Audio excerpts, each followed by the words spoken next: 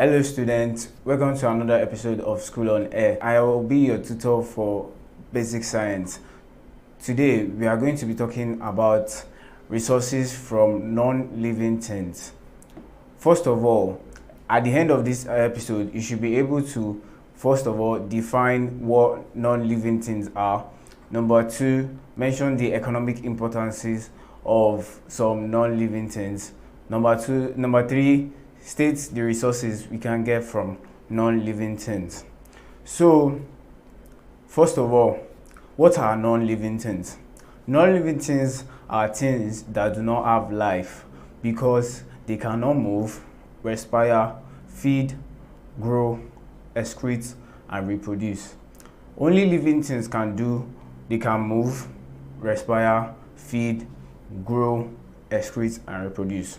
So non-living things like your table, your pen, your stool that you are using to write, anything that you are using that doesn't have life are called non-living things. So they cannot move. That is, for example, your table cannot move from one place to another except you take the table from one place to another. So another thing non-living things cannot do is that they cannot respire.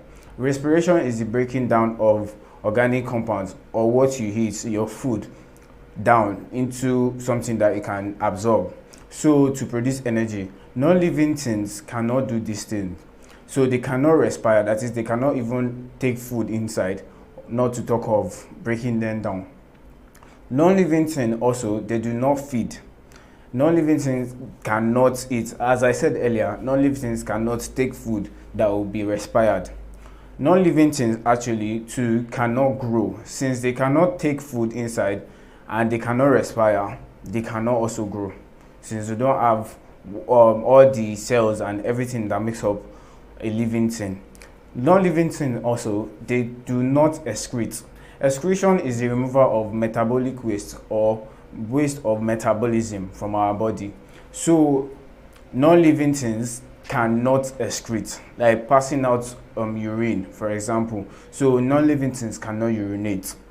Another thing non-living things cannot do is that non-living things cannot reproduce. Reproduction is the coming together of two organisms to produce offspring.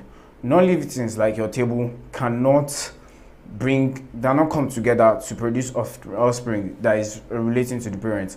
So unlike animals, for example, or plants, non-livings cannot reproduce. So let's go to some examples of non-living things.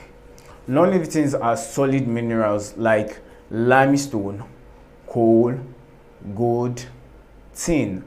So non-living things like limestone, gold, coal, and tin, they do not respire, they do not feed, they do not grow, they do not move, they do not excrete, or they do not reproduce. So non-living things are examples of non-living things are limestone, gold, tin, and coal.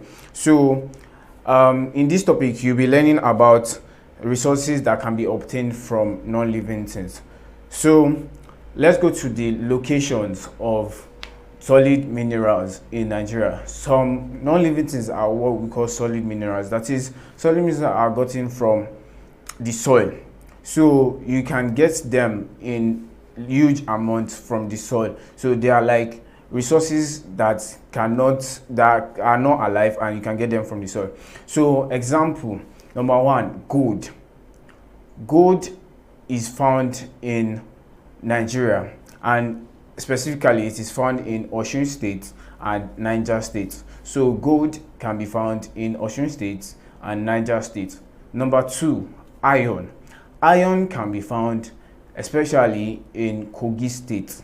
Iron can be found especially in Kogi State. Number three, limestone. Limestone can be found across Nigeria. You can find mainly across Nigeria, but mainly in Ogun State and Edo State. So limestone can be found in Nigeria, especially in Ogun State and Edo State. Number four, lead. Lead can be found in